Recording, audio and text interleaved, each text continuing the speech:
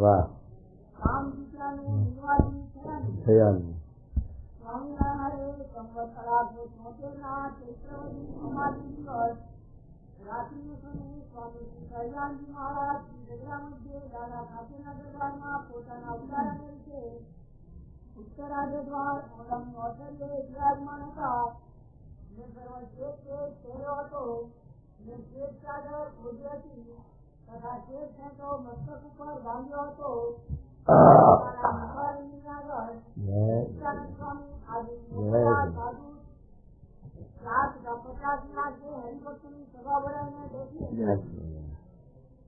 ગોપાળાનંદ સ્વામી પ્રશ્ન પૂછ્યો કામનું શું રૂપ છે? પછી શ્રીજી મહારાજ બોલ્યા છે વીર્ય એક કામનું રૂપ છે. પછી આશંકા કરીએ વીર્ય તો 7 ધાતુમાં એવો ધાતુ છે માટે એક કામનું રૂપ કેમ કહેવાય? મહારાજ આપે વાસના ઉપર આપે, કામના ઉપર આપે. કામ પંચ વિષયનું શબ્દ સ્પર્શ રૂપ રસગંધ પંચ વિષયમાં કામ એ બળવાન છે. કારણ કે એક ભગવાન સિવાય છેક બ્રહ્મા સુધી, બ્રહ્માથી માંડી એ જીવ પ્રાણી માત્ર એ એના વશ, એના આધીન. બ્રહ્મા જેવા જગતના પિતા એ પણ એને વશ છે. શંકર ભગવાન જેવા પણ એમને વશ છે. એવા મોટા મોટા દેવતાઓને પણ એ રીતે ગ્રંથિ મળી. એ કામનું રૂપ બતાવે. કામનું રૂપ ધાતુ હોય તો આ પંચભૂતનો દેહ છે, એમ એ પંચભૂતનો દેહ બળી જાય છે, એમ એ પણ એક ધાતુ છે તો એ દેહના ભેગું બળી જાય. તો પછી એ કામના કેમ ઊભી રહેશે, કેમ વાસના રહેશે? આ કહેવાનું એ ધાતુમાંનું ધાતુ છે. પણ આ જીવને જ્યાં સુધી કારણ શરીર અજ્ઞાન રહી ગયું છે ત્યાં સુધી દેહની ઉત્પત્તિ છે. અને દેહની ઉત્પત્તિ હોય ત્યાં એ ધાતુ આવીને ઘોરે ને. દેહની ઉત્પત્તિ હોય ત્યાં એ ધાતુ આવીને ઘોરે, પાછું પ્રગટ થાય. એટલે જ્યાં સુધી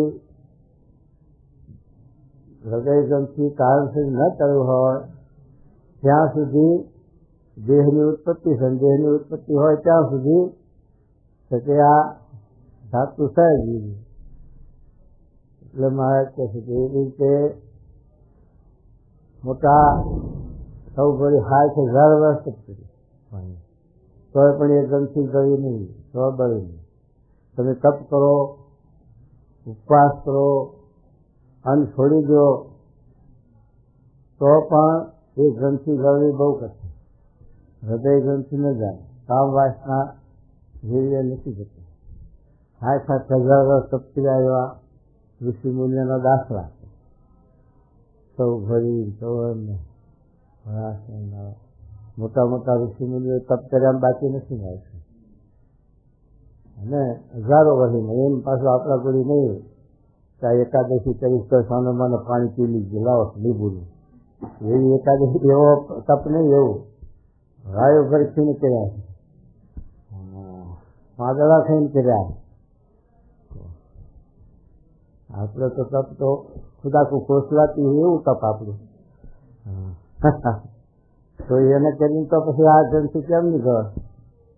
આવા 60,000 વર્ષ શંકર ભગવાન જેવા પુરુષ કે જે યોગી હતા, રાખડીમાં જ પડ્યા રહે, બિલકુલ રજોગુણ નહીં, હાથકાની માળા અને જટાવાળા જોગી, જરા પણ રજોગુણ નહીં મળે. એક જરા પણ રજોગુણમાં કામ રહેલો છે. તો આને તો રજોગુણ હતો જ નહીં શંકર ભગવાનને બિલકુલ. છતાં પણ મોહની સ્વરૂપમાં પોતે વિવર્ષ્યા. આ મહારાજ વાત કરે કે આવી રીતે કામનું રૂપ વીર્ય છે, ને વીર્ય જો કામનું રૂપ હોય તો સપ્ત ધાતુમાંનો ધાતુ છે, માટે દેહના ભેગો બળી જાય છે, તો પછી કામ વાસના કેમ રહેવી જોઈએ? ન રહે. એ વાત મહારાજ સમજાવે છે. અને એ ગ્રંથિ એ ભગવાન સિવાય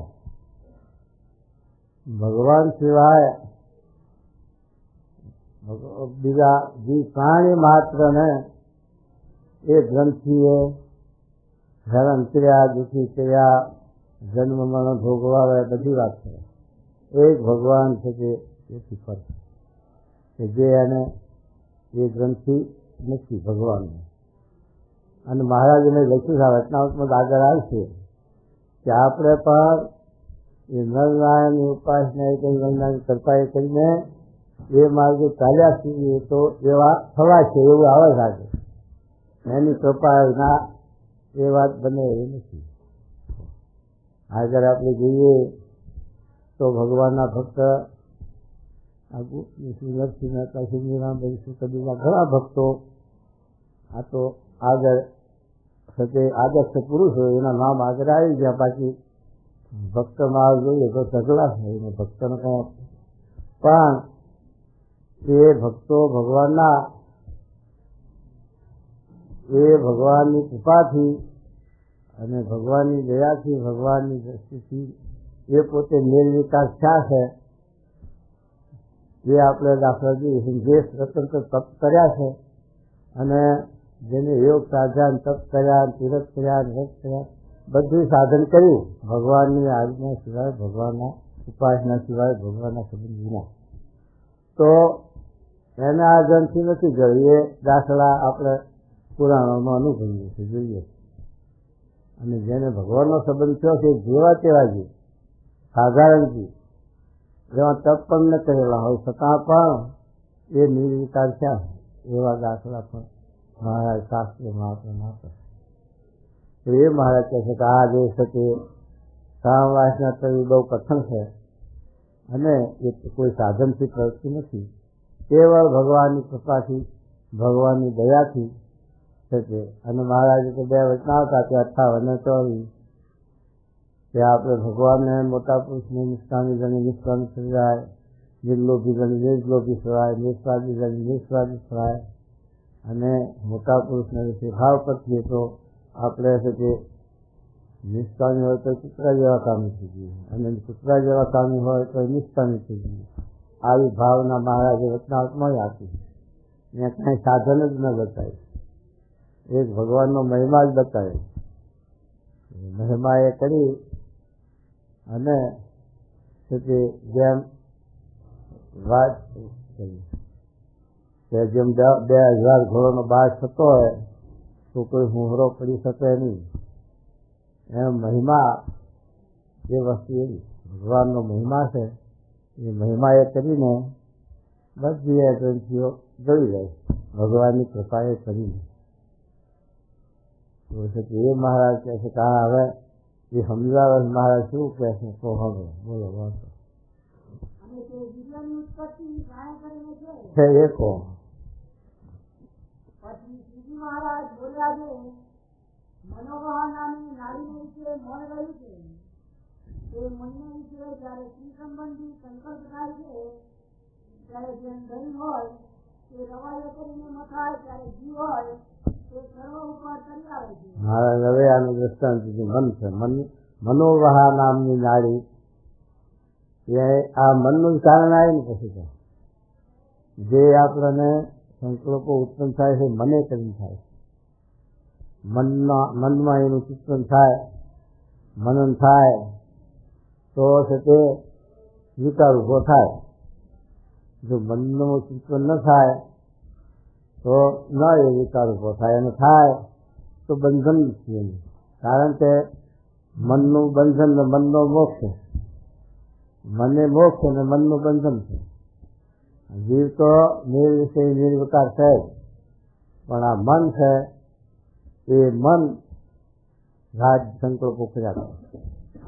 એટલે કહે છે કે મનોવાહ નામે નાડી એટલે મનનું ચિંતન થાય, મંથન થાય, એનું આકાર બંધાય જીવમાં મને કરીને, અને એનું ચિંતન થવા માંડે, એનું ભજન થવા માંડે. એટલે છે તે મનોવાહ નાડી એમાંથી છે તે બધું રહેશે તે આ સત્તત્વ એ મનોવાહ નાડી મનના ચિત્તને કરીને વિષ્ણુ દ્વારે આવે અને પછી છે તે આ ઉપવાસ કરે. જો મનનું એ ચિત્ત ન હોય તો બહુ સંભવ હોય નહીં ઉપવાસને. હોય ગરમી છે એ ગરમીને લઈને જેમ છે તે પાણી પીજે એટલે હિસાબ કરવો જ પડે અને પછી થાય.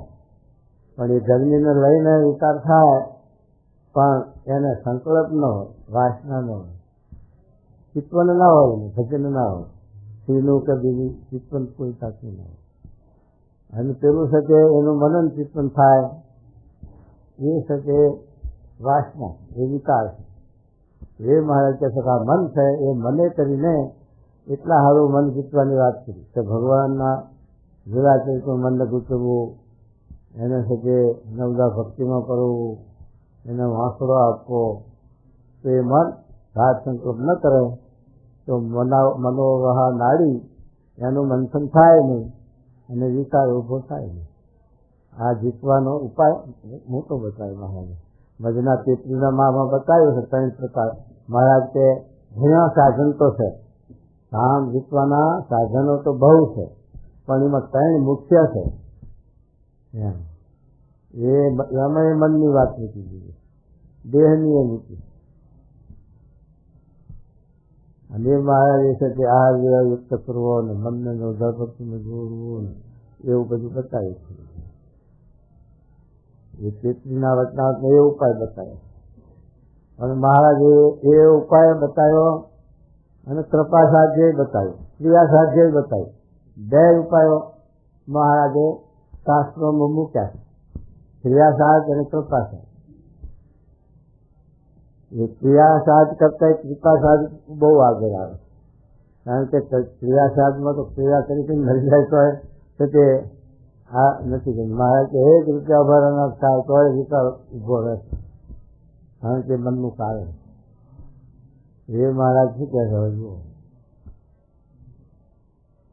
સ્ત્રી સંબંધી સંકલ્પ કરીને દિવ્ય જે શરીરમાંથી મટાઈને મનોવાહ નાડીને જે ભેગી થઈને વિષ્ણુ દ્વારા આવે છે.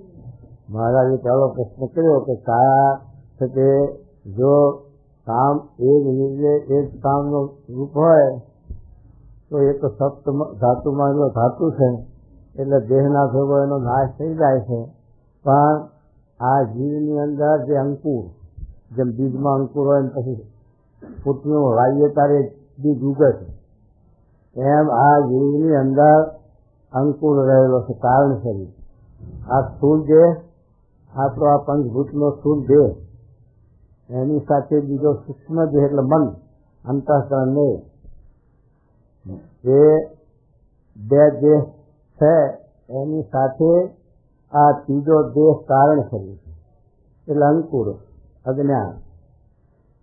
એ કારણ શરીર જ્યાં સુધી જીવની અંદર છે ત્યાં સુધી એને આ દેહ ઉદ્ભવે, દેહનો સંબંધ થાય. એ કારણ શરીર ન કરે ત્યાં સુધી દેહનો સંબંધ થાય અને દેહનો સંબંધ થાય એટલે દેહમાં પંચભૂત આ તત્વો બધા ઉત્પન્ન થાય, એ ધાતુ પણ ઉત્પન્ન થાય, પ્રગટ થાય. એ ધાતુ પ્રગટ થયો પછી એનો વિકાર થવાનો છે, મનન દ્વારે થાય, ગમે તે સંજોગે એનો વિકાર ઉદ્ભવે. પણ જ્યારે છે કે આ જીવનું કારણ શરીર જ બળી જાય તો પછી બીજા બધા છે કે ધાતુઓ બધી જતી રહે પંચભૂત, તો એ ધાતુ ક્યાંથી રહી શકે? ના રહે. પણ જ્યાં સુધી કારણ શરીર છે, જ્યાં સુધી દેહની ઉત્પત્તિ છે ત્યાં સુધી આ વિકાર થાય છે. હવે એને ટાળવા માટે એટલે કે આ ભગવાનની ઉપાસના તમે કરો તો કામ વાસના તો જાય પણ દેહ ધરવાનું જાય ને પછી કારણ શરીર બળી જાય ને. ભગવાનનું ધ્યાન ના આજ્ઞા, કાર્યાણીનું 12મું મહારાજે લખ્યું કે એને ટાળવા માટે ભગવાનનું ધ્યાન અને ભગવાનની ઉપાસના અને ભગવાનની આજ્ઞા વચન એને કરીને કારણ શરીર થઈ જાય.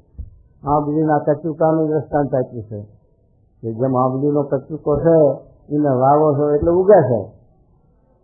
એ આંબલીના કચુકાની સાથે ઉપર ફોતરું છે.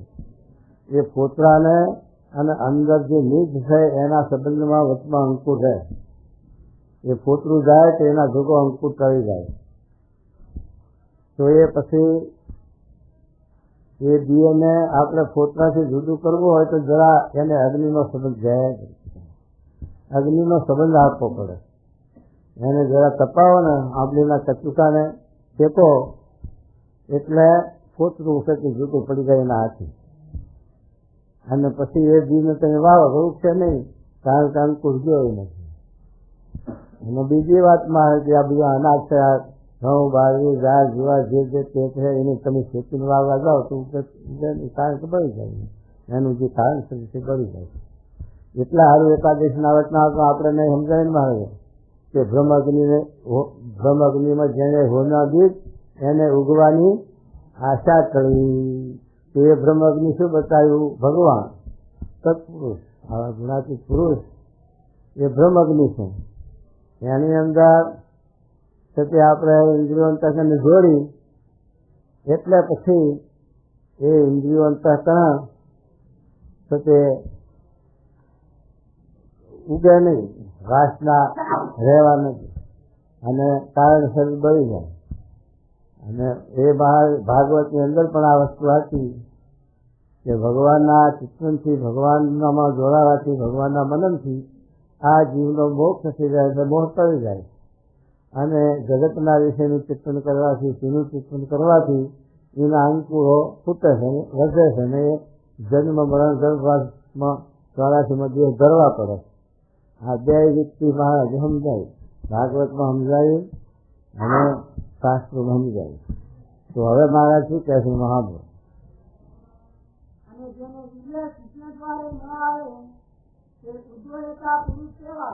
કહેવાય કૃષ્ણ દ્વારે જે ના આવે તો ઉદ્ધવ રેખા નૈતિક બ્રહ્મચારી તો કહેવાય. તો હવે શું કહે છે? નૈતિક બ્રહ્મચારી કહેવાય. અને શ્રી કૃષ્ણ ભગવાનની રાસલીલા છે, સ્ત્રીઓનો સંગ કરીને પણ વીર્યપાર થવાડીઓ નહીં.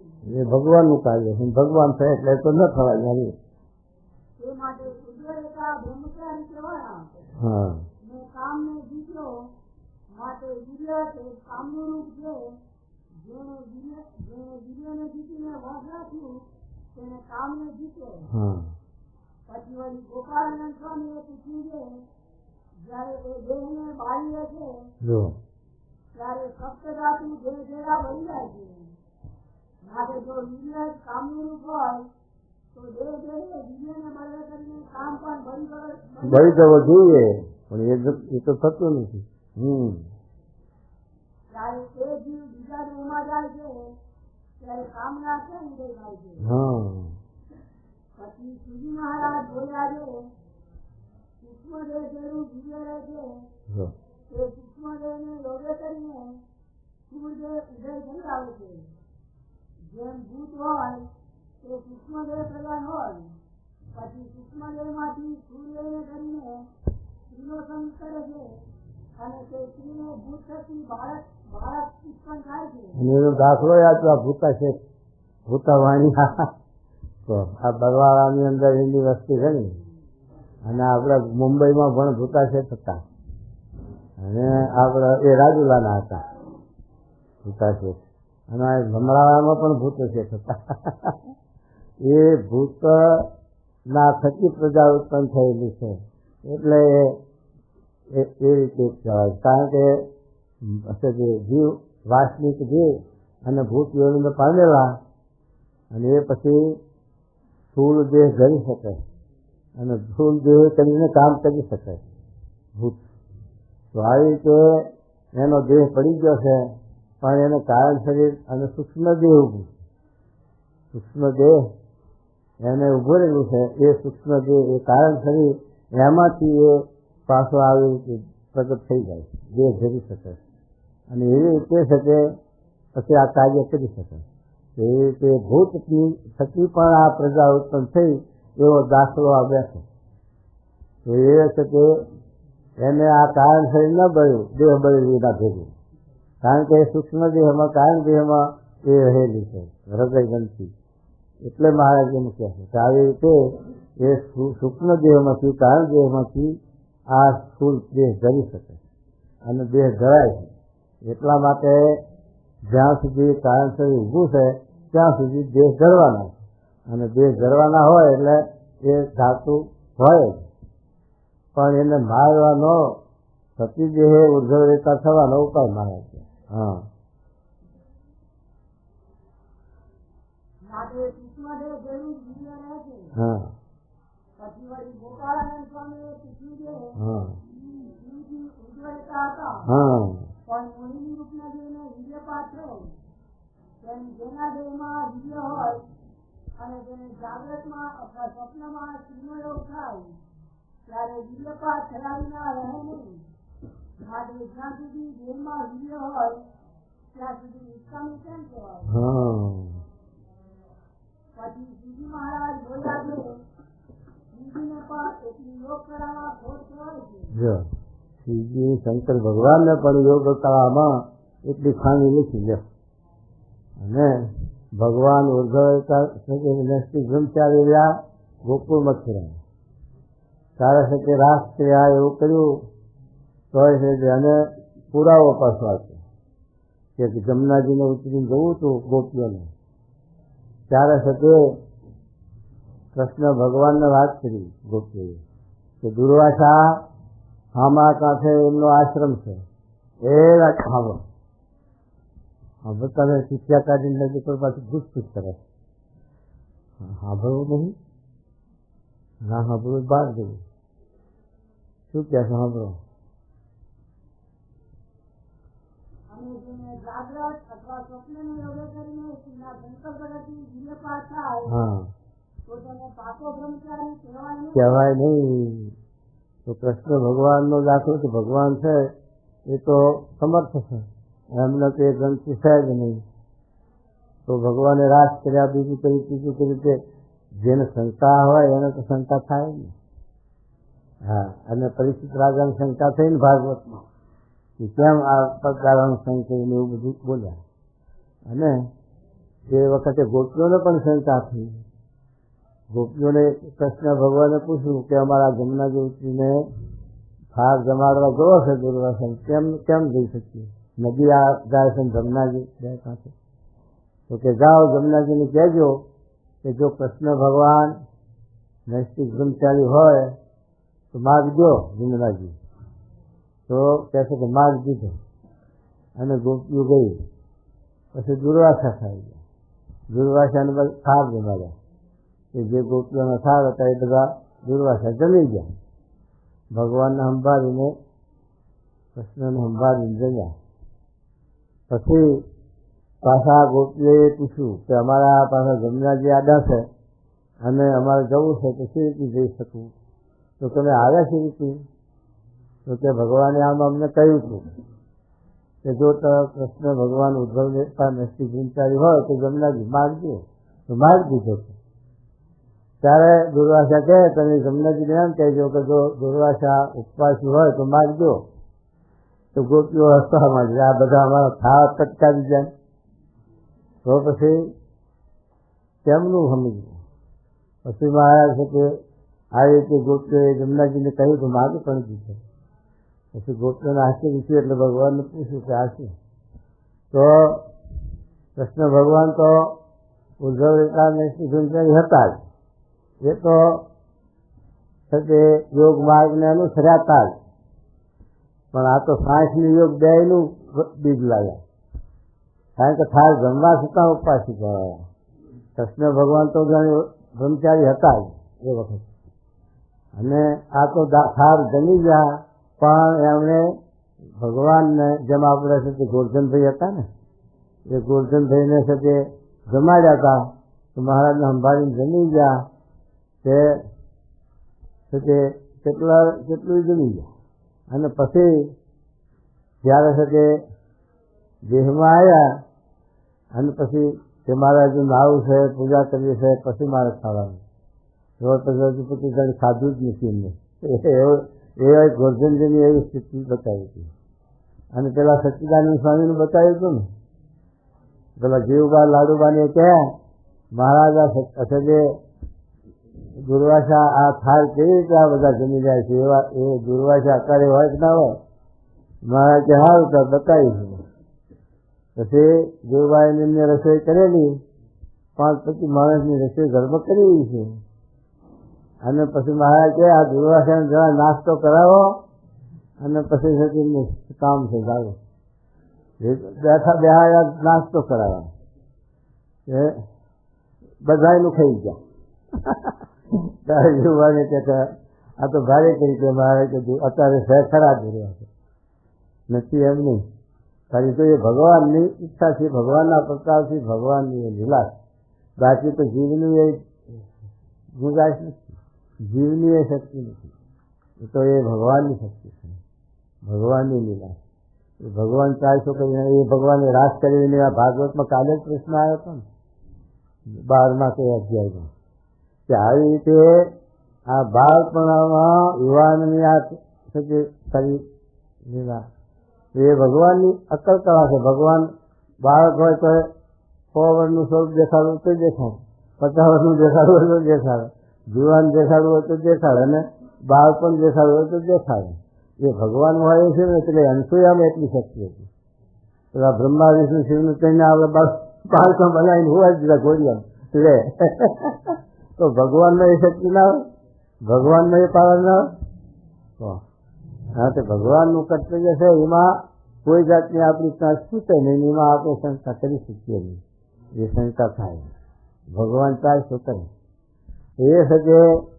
પછી કે આવી રીતે અને પછી પૂછે છે ને રચનાવતમાં જાય કે આ સજે દ્વારકામાં જ્યાં પછી 16,108 એટલે 1,60,880 એટલા તો છોકરા અને 16,108 કન્યાઓ. આ કેમ છે? તો મહારાજે ક્યાં કહ્યું કે એ 60 મતને અનુસર્યા હતા. 60 મતે કરીને જનક રાજા રાજમાં હતા તો પણ વિદેહી, અને રાજ કરી જનકે તોય પણ વિદેહી, અને વિદેહી છે એવું સુખદેવજીને અનુભવ કરાયો, અને બીજા જીવન પણ ઋષિઓને પણ કરાયો અનુભવ કે આ વિદેહી કેવી રીતે છે. એ 60 મતનો મત છે, અને આ યોગનો મત છે. અને મહારાજે મજાના 24માં લખ્યું કે 60 યોગ જો 2 એકમાં હોય તો કોઈ વિક્ષે પાડો આવે નહીં, અને 60 હોય અને યોગ ના હોય તો વિક્ષે, અને યોગ હોય અને 60 ના હોય તો વિક્ષે. કારણ કે 60 ને યોગ 2 શાસ્ત્રો છે. 60 એટલે આ પ્રકૃતિનું કાર્ય, નામ રૂપના આકાર, એ બધી સપનાતુલ છે, મિથ્યા છે, નાશ છે. એટલે એમાંથી આસક્તિ કરે જો એની અંદર શાંત થાય તો. અને યોગ છે એ ભગવાનનો સંબંધ છે, ભગવાનનો સંબંધ હોય પણ જો આ પ્રકૃતિનું કાર્ય ખોટું ન કર્યું હોય, એમાં બંધાવા, એમાં લોભાવા, એમાં મનને ખેંચાવાનો સંભવ છે, અને જીવને બંધાવાનો સંબંધ છે. માટે છે તે એ કહે છે 60 યોગ 2 તે જનક રાજાને સિદ્ધ હતા. જ્યારે સુલભા સભામાં આવી ત્યારે જનક રાજા સુલભા આગળ બોલાય છે કે મારા ગુરુ જે અષ્ટાવ કર્યું છે પંચકૃષ્ણ, એના થકી મારી મેળવણી હો, પણ 60 યોગ સિદ્ધ કરે એ મારી મેળવણી નથી કરે, એ ગુરુ ભક્તિ રાખી, ગુરુને પ્રતાપ રાખી. મારા ગુરુ જે અષ્ટાવ કર્યું છે પંચકૃષ્ણ, એના થકી મેં 60 અને યોગ 2 માર્ગ સિદ્ધ કર્યા છે. 2 માર્ગ એમાં મારે 2 માર્ગમાં મને વિજ્ઞાન છે. તો મારું મન ક્ષોભ નહીં પામે તારા સાંભળે. ત્યારે સુલભાને ભાગવું પડ્યું એમ લખ્યું. તો એવા જનક જેવા જે વિદેહી એને જ્ઞાને કરીને, ભગવાનના પ્રતાપે કરીને એમણે આ કારણ શરીર બાળી નાખ્યું હતું એટલે એમને એ પુરુષ આવી રીતે નિર્વિકાર થયા હતા રાજમાં હોવા છતાં. તો એ મહારાજ કહે છે કે આવી રીતે કૃષ્ણ ભગવાને દ્વારકામાં 5 મતને અનુસર્યા એટલે અને એ તો અખંડ 5 મતમાં જ છે ભગવાન. પણ આ તો આપણને સમજાવવા માટે એ વાત મહારાજે મૂકે છે. જાણે જો શું કહે છે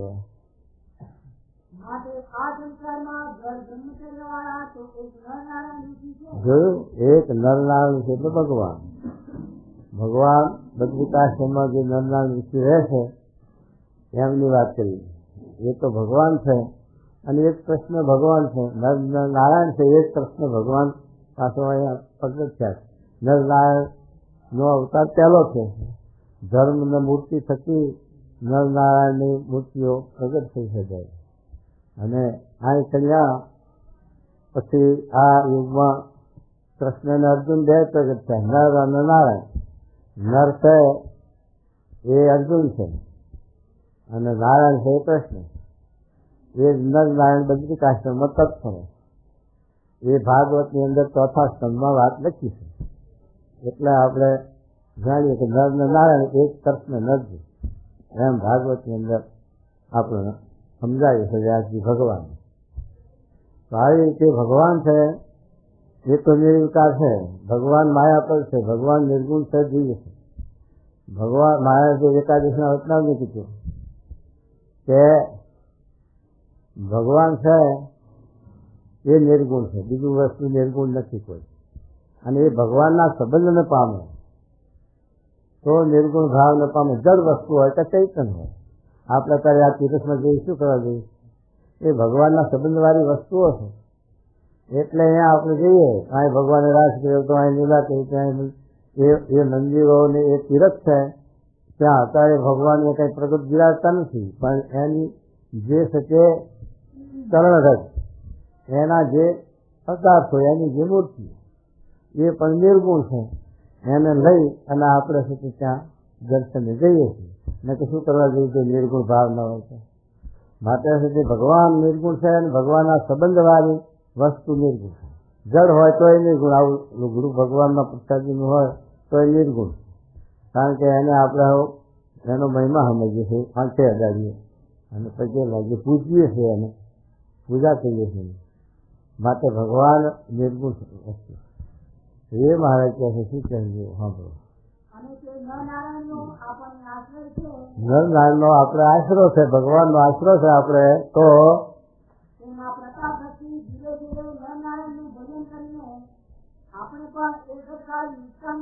હા, જો આપણે ભગવાનનો આશરો છે, મહારાજનો આશરો છે. મહારાજને સ્વામી એ જ નર ને નારાયણ, કૃષ્ણ નરજી, એ જ બ્રહ્મ ન પરબ્રહ્મ, એ જ અક્ષર ન પુરુષ. આ જો સમજાય તો. કારણ કેમ સમજાય તો કે રાધા કૃષ્ણ.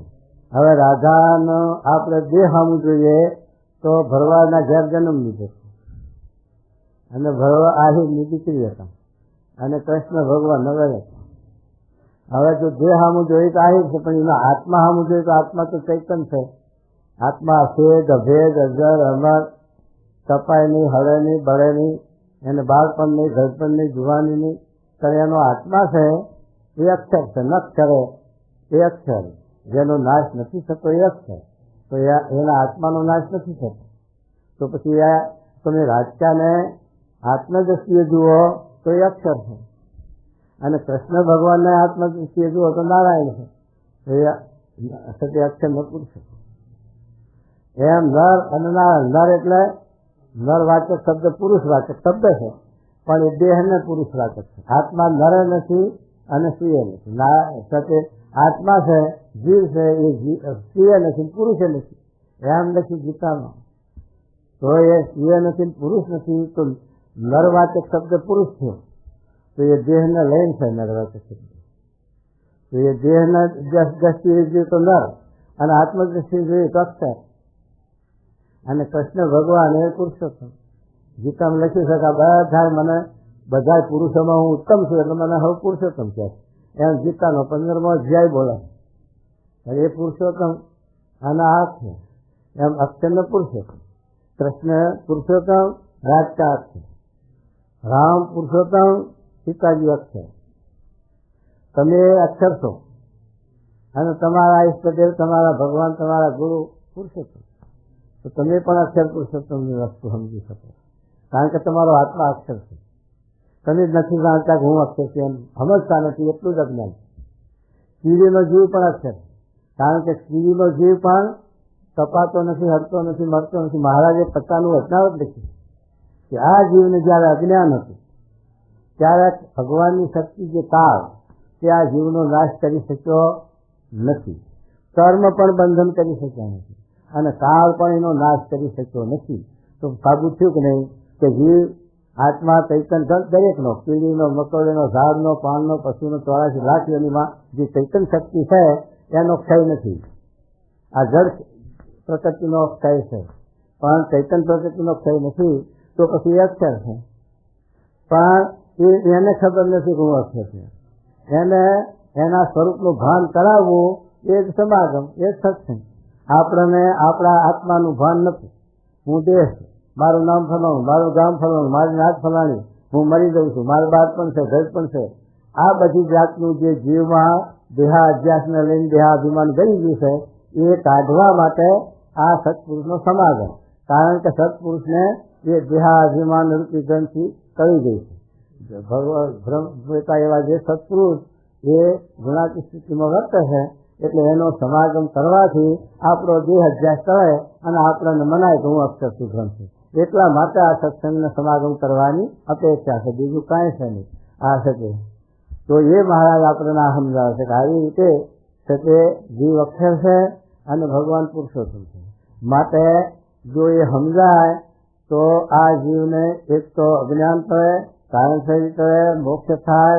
મહાભારતમાં લખ્યું છે કે જીવને પોતાનું સ્વરૂપ અક્ષર નહીં મનાય ત્યાં સુધી જન્મ મરણ ઊભું રહે, અને અક્ષર મનાશે ત્યારે જ જન્મ મરણથી રહિત થશે, એવું તો મહાભારતમાં લખ્યું છે. શાંતિ પર્વની અંદર આ વસ્તુ છે.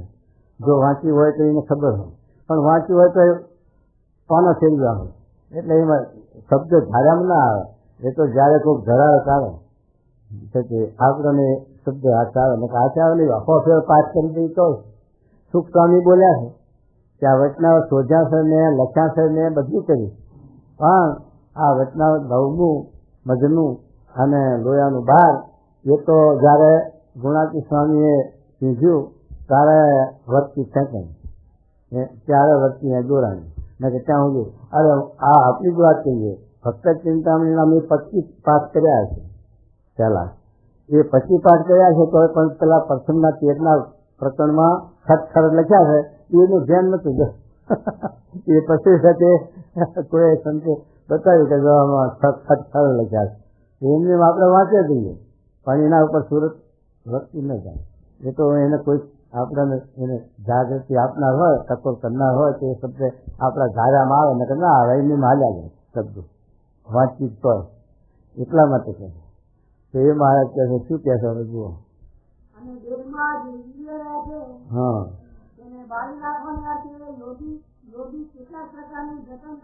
હા અને શ્રી કૃષ્ણ ભગવાને સ્ત્રીઓને સંગે રહીને નૈતિક બ્રહ્મચર્ય રાખ્યું.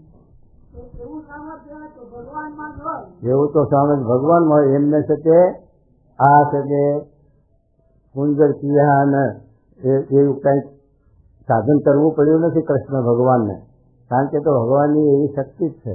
પણ બીજા જીવ તો છે તે અષ્ટાંગ યોગ શાસ્ત્ર છે, ઘણા છે તે તપ કરે છે ને એ બધું કરે છે એને ટાળવા હારું, પણ ભગવાનની કૃપા વિના કરી શકતું નથી કોઈને. એ મહારાજ સમજાવે છે કે જો સાંભળો હોય બીજાથી ના રહેવાય. હા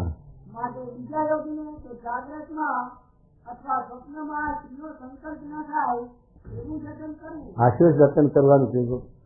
સ્ત્રીમાં જાગ્રતમાં અથવા સ્વપ્નમાં પણ, અને સપનામાં તો આવે ધાર્યું હોય બીજું. મહારાજે કહ્યું છે, સ્વામીએ કહ્યું કે તમે દેહે કરીને જો નિર્વિકાર રહેશો, દેહે કરીને જો તમે સાથે યોગ નહીં કરો તો મનનો હું ધણી છું, મને કરીને તમને પછી જીતાવીશ.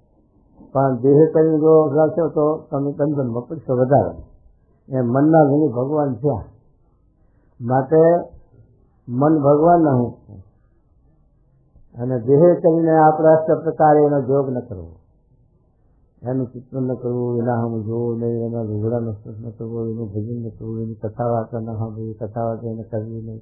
આવી રીતનો અષ્ટ પ્રકારે જે મહારાજે શાસ્ત્રોની અંદર એનો જોગ બંધ કર્યો છે, એ જો આપણે છે એનો પ્રસંગ ન કરીએ તો છે તે એનું ચિંતન ન થાય, અને એનું ચિંતન ન થાય તો થોડે વિચાર ચડે એમ. પણ એનો જોગ રાખી સ્વામી કે અત્યાર રાખીને ક્રોધ ઓછો થશે, આપણે સ્વાદ કરશું ને સ્વાદ ઓછો થશે, એમ આપણે એનો જોગ રાખશું ને નિર્વિચાર રહેવાશે, ખવાશે નહીં ખવાય એમ બની દે છે. એટલા માટે એનો સહેવાસ છે, એનો પ્રસંગ છે, એની વાત છે, એનું ચિંતન છે, મનન છે, કશું એ સંબંધી ઘાત સંકલ્પ કાઢી નાખે છે. જાણે દુનિયામાં ત્યાગીના માટે સ્ત્રી અને દ્રવ્ય એ બે તો ભગવાને ઉત્પન્ન કર્યું જ નથી. એ રીતે જો જીવમાં આપણે છે જડતા કહીએ તો પછી વાંધો ના આવે. પછી થોડે મહારાજે લખ્યું ને તો એ નરનારાયણની કૃપા એ કરીને આપણે પણ એવા થશે ને. હવે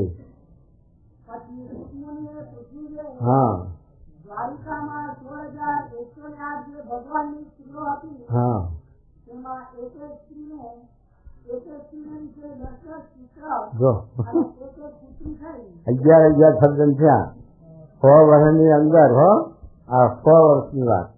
100 વર્ષમાં એ આટલા શબ્દ થયા તો 12 મહિનામાં કેટલા થયા એનો સરવાળો નહીં.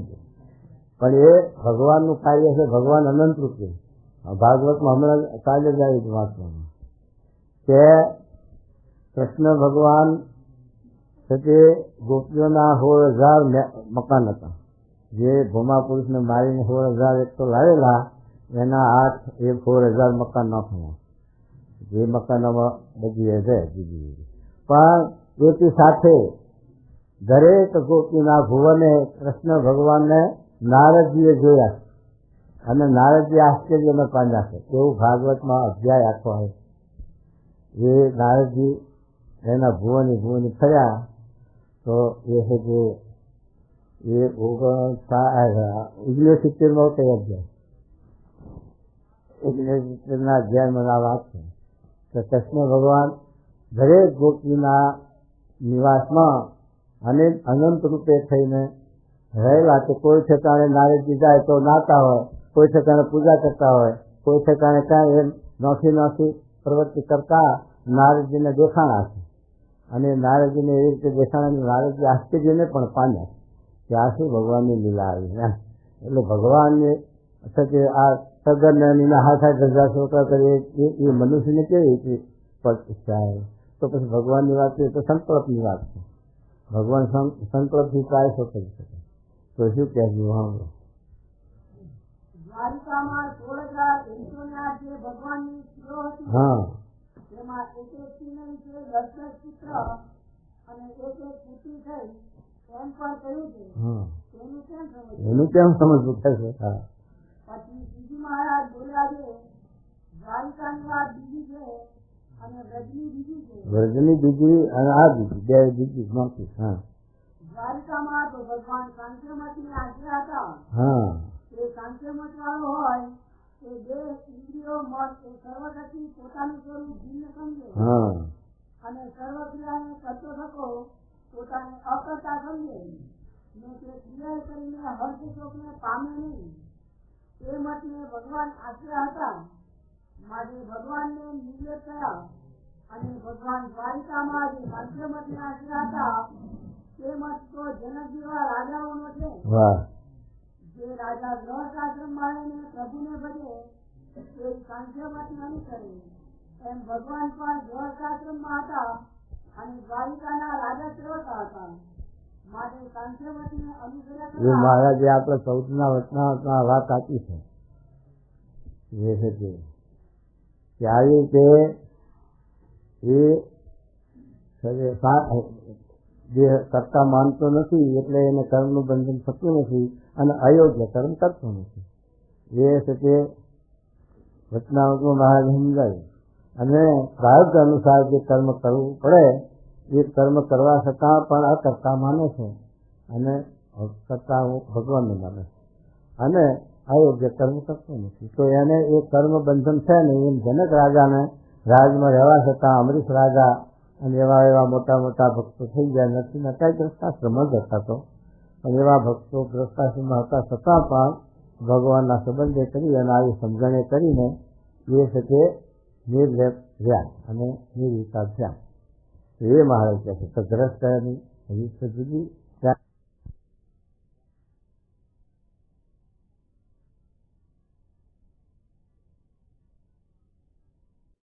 સાયન્સ અને ત્યાગીને સાયન્સનો યોગ દે. હરી માટે સંક્રમણને આશ્રય અનુસરે થતા હા એમ નિર્લેપ હતા અને વૃંદાવનની વિશે તો યોગ કળાની આશ્રય હતા. હા તે સ્ત્રીઓનો સંગ કરીને પણ નૈતિક બ્રહ્મચર્ય ન રાખ્યું. હા એ ઠેકાણે તો પોતાના વિશે નરનારાયણ ઋષિ પણ દેખાડ્યું.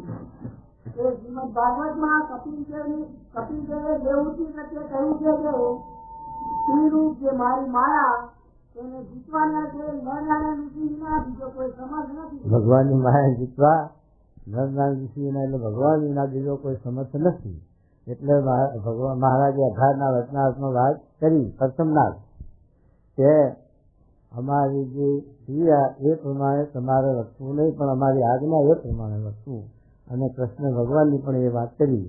અને આવી રીતે છે તે ભગવાન સમર્થ છે એટલે છે તે એને એ બંધન થતું નથી એમ છે. અને બીજા ભગવાન સિવાય છે એનો જોગ રાખીને કોઈ નિર્વિકાર રહ્યો નથી રહેશે. પણ ઘીનો ઘડો હોય અને અગ્નિનો શેજાર હોય બાજુમાં પડ્યો હોય તો જરૂર ઘી વગરે એમ એનો જોગ થાય અને ન લેવાય એ ભગવાન. અને ભગવાન જેવા પુરુષ આવા હોય ગુણાતી સ્વામી જેવા તો એની વાત દીધી. તો એ વાત કરે શું કે સાંભળો. માટે શ્રી કૃષ્ણ ભગવાને સ્ત્રીઓને સંગે લઈને કામને જીત્યો. વાહ. અને જયારે દુર્વાસા ઋષિ આવ્યા ત્યારે ભગવાને સર્વ ગોપીઓને અન્નના થાળ ભરાવીને મોકલવા માંડી. ત્યારે ગોપીઓ બોલી કે અમે યમુનાજીને કેમ ઉતરીશું. વાહ. પછી શ્રી કૃષ્ણ ભગવાને કહ્યું કે યમુનાજીને એમ કહેજો કે જો શ્રી કૃષ્ણ સદા બાળ બ્રહ્મચારી હોય તો અમને માન દેજો. પછી ગોપીઓએ એમ કહ્યું ત્યારે યમુનાજીએ માન દીધો. પછી સર્વે ગોપીઓ ઋષિને જમાડીને બોલ્યો છે અમારે આડા યમુનાજી છે કે અમે ઘેર કેમ કરીને જઈશું. પછી ઋષિએ કહ્યું છે કેમ કરીને આવ્યા હતા. પછી ગોપીઓએ કહ્યું છે અમે યમુનાજીને એમ કહ્યું છે શ્રી કૃષ્ણ સદા બ્રહ્મચારી હોય તો માગ દેજો. એટલે યમુનાજીએ માગ દીધો પણ હવે કેમ કરીને ઘેર જઈએ. પછી દુર્વાસા ઋષિ બોલ્યા છે યમુનાજીને એમ કહ્યો છે દુર્વાસા ઋષિ સદા ઉપવાસી હોય તો માન દેજો. પછી ગોપીઓએ એમ કહ્યું ત્યારે યમુનાજીએ માન દીધો.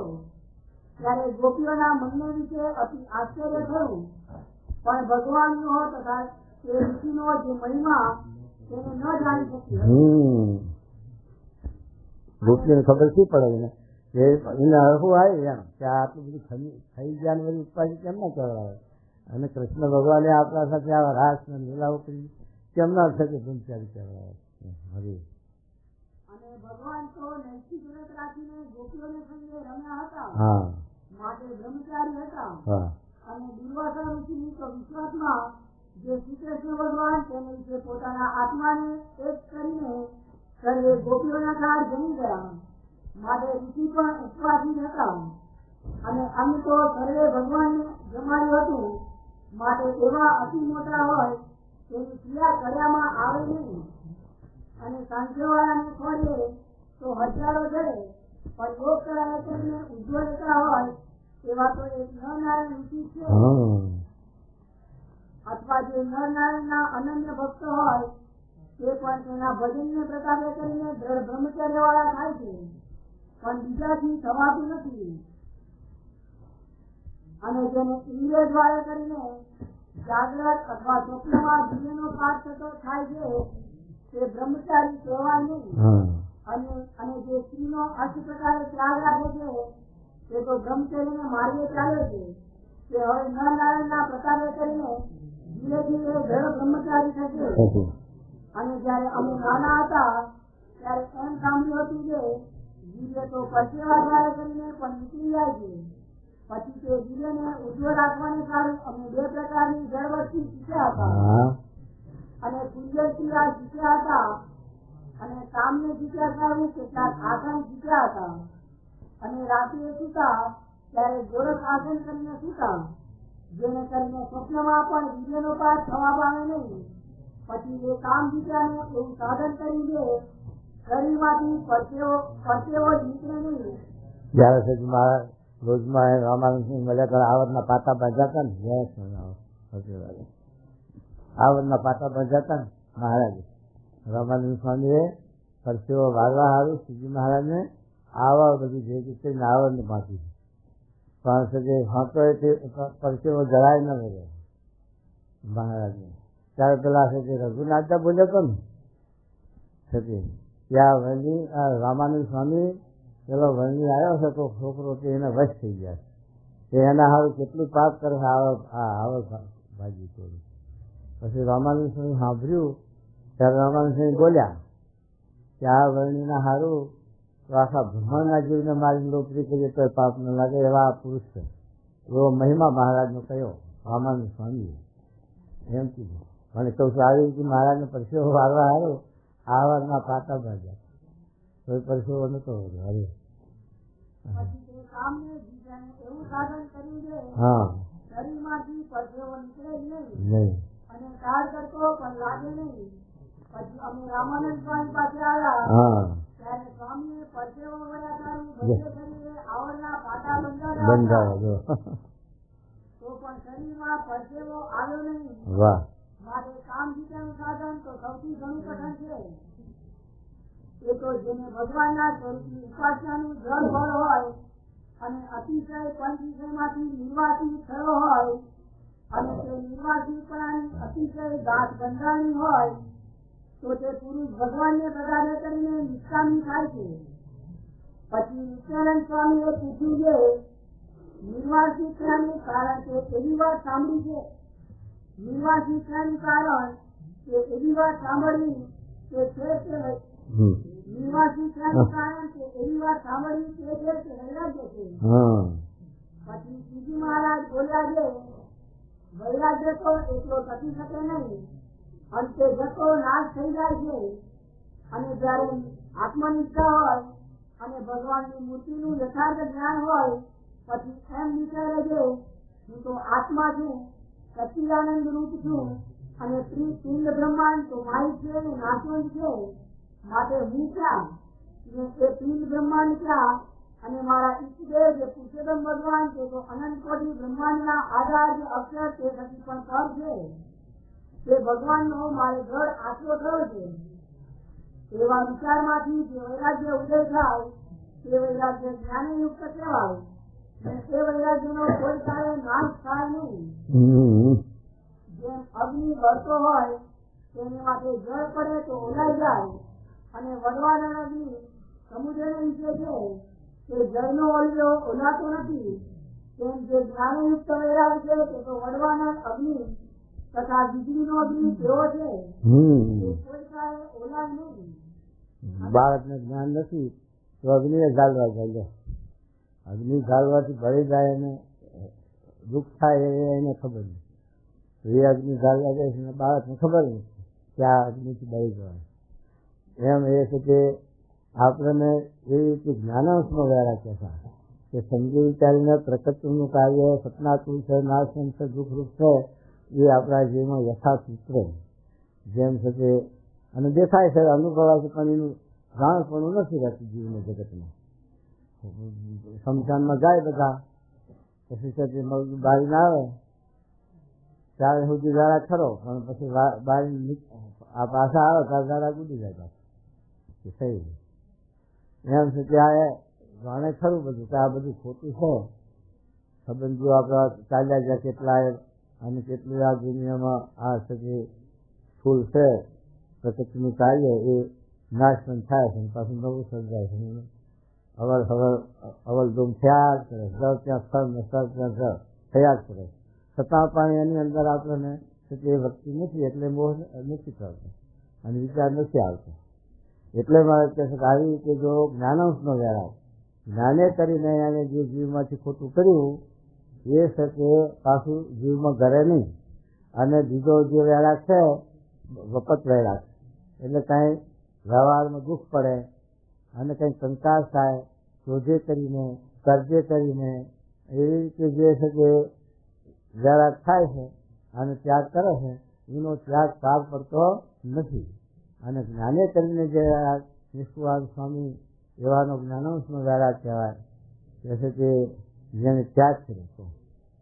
અને એ છે કે એવી રીતે જેને ત્યાગ કર્યો એને પાછો કોઈ દાડો એના સામે લમણો જાય છે, એને વિચાર આવે છે જગતનો. એમ કે અને તેના બીજા વૈરાગ્યનો તો વિશ્વાસ આવે નહીં. અને અમારો જે વૈરાગ્ય એ તો જેવો વિધિનો અગ્નિ તથા વડવાનો અગ્નિ તે કરતો છે કે અમારા સ્વભાવને તો જે અતિશય અમારે ઘેરા રહ્યા છે આ મૂળજી બ્રહ્મચારી ને એ જાણે છે. અને જે છેતરે છે તેને અમારો સ્વભાવ જાણવામાં આવતો નથી. અને આ મુકુંદ બ્રહ્મચારી છે તે ભોળા જેવા જણાય છે, તો પણ અમારા સ્વભાવને યથાર્થ જાણે છે.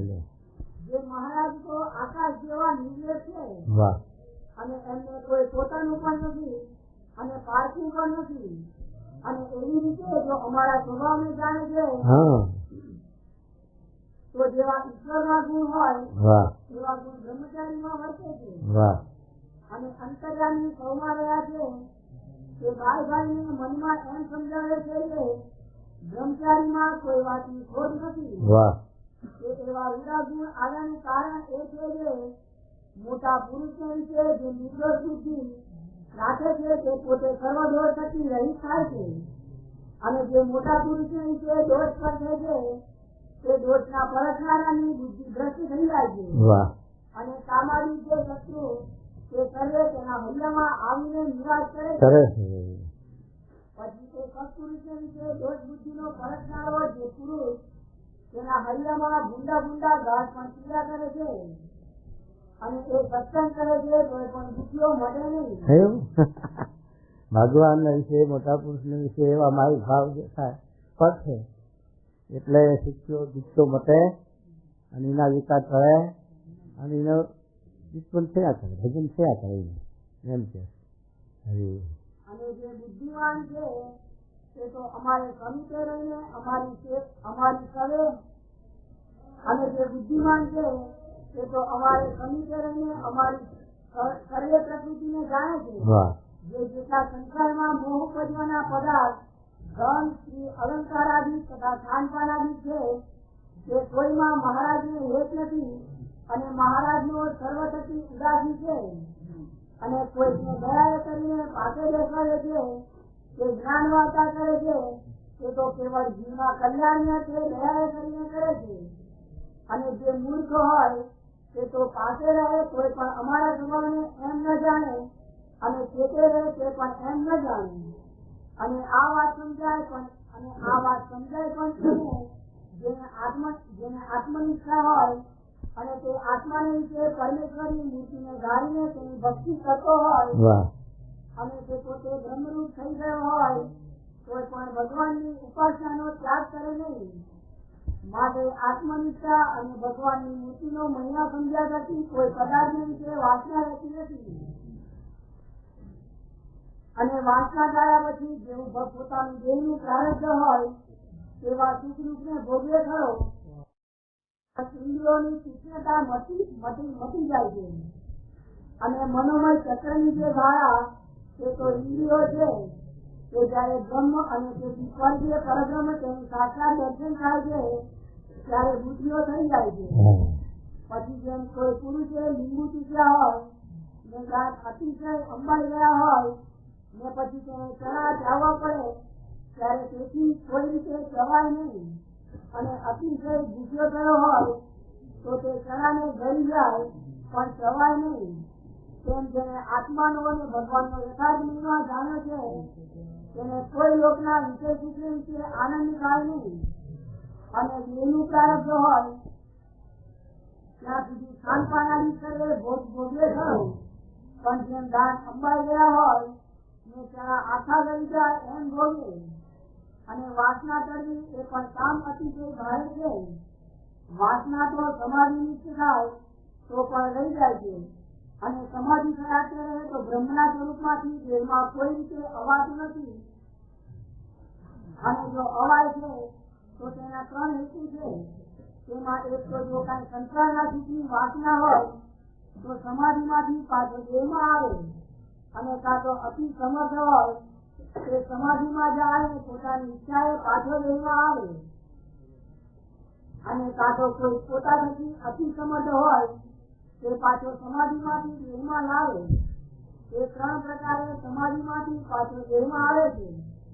અને જયારે સમાધિ થાય છે અને તેમાં બ્રહ્મનું દર્શન થાય છે ત્યારે કોટી સૂર્ય સરખો બ્રહ્મનો પ્રકાશ દેખીને જો થોડી સમજણ હોય તો પ્રત્યક્ષ પુરુષોત્તમ ભગવાનની જે મૂર્તિ છે તેને વિશે ન્યૂનપણ સમજે અને બ્રહ્મમાં અધિકપણ માની લે, એટલે ઉપાસનાનો ભંગ થયો.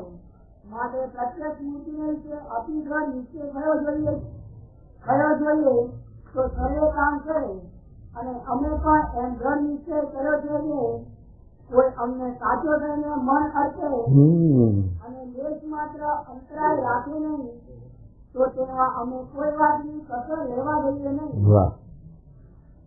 મહારાજ મને વિશ્વાસ આવે ને, મહારાજ મન અર્પે વિશ્વાસ આવે એને વચ્ચે કહેતે ધક્કો જતે બીક નહીં. ત્યાં સુધી નિર્ધાય પાસે પડી જશે.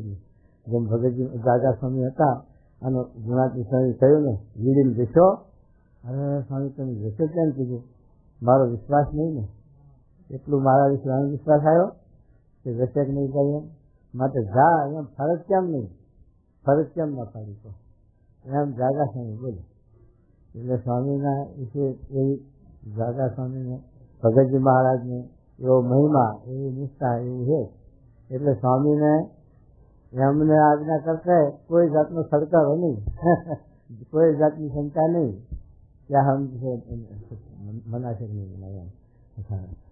જેમ ભગતજી મહારાજ ગિરનાર લઈ આવે તો પેલા સુરા ખાતરને કહે મોરજી સુંદર કે આ ગાડુતાની લાંબુ કરો, મારો ટૂંકું પરસ હોવું છે. હવે કેવા શંકા કેમનું એવા મહારાજના વચન વિશે શંકા નહીં. પેલા જેમ કુવામાં પડીને કોરો હાથ વાર નીકળ્યો તો ગામમાંથી એવું એમ આવ્યા છે કે મન અડતું હોય એને જ્યાં આજ્ઞા કરતા દુઃખ ન લાગે.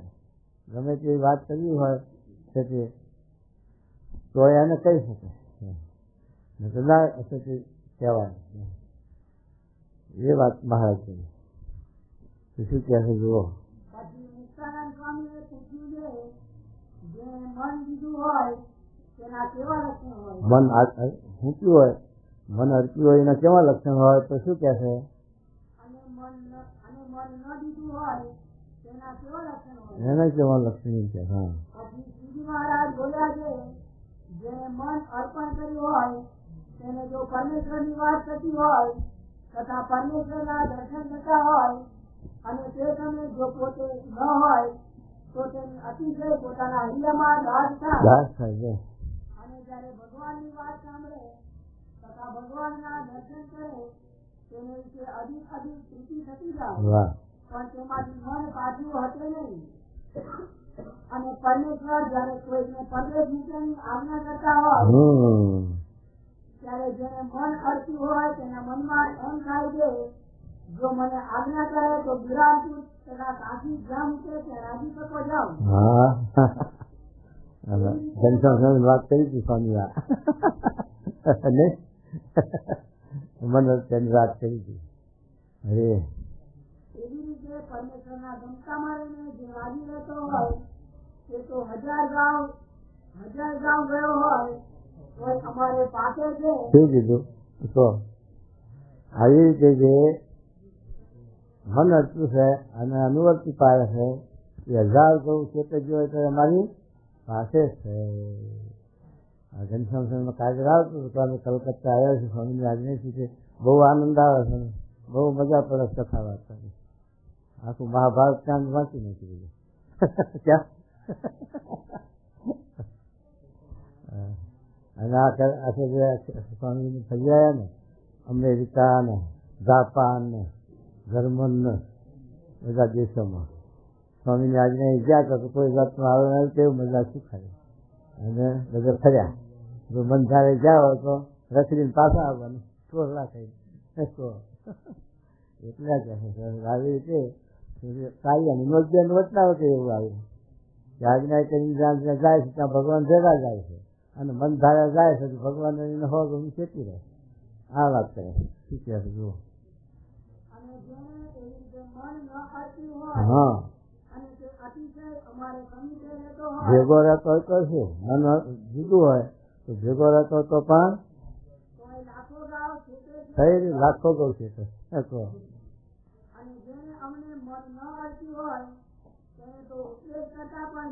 ઉપદેશ કરતા પણ બીક લાગે. ઉપદેશ ને શું બીક લાગે તો બીક લાગે તો શું કે હા